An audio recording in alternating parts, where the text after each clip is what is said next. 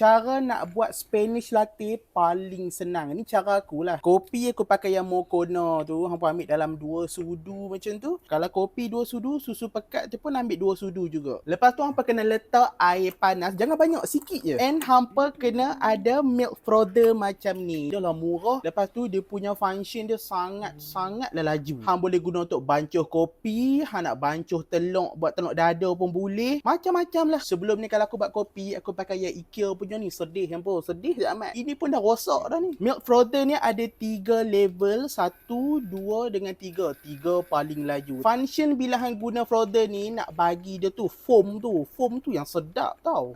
Nampak tak?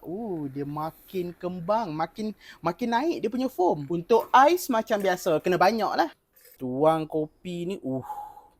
Macam dalgona. Lepas tu boh lah susu. Susu pun kau pakai susu budak-budak. Tu susu budak-budak tu siap ada gambar Iron Man lagi. Tuang susu. Last kali kita letak whipping cream. Wow. Siap lah Spanish latte buat sendiri kat rumah. Tengok colour dia lagi cantik daripada kat kedai.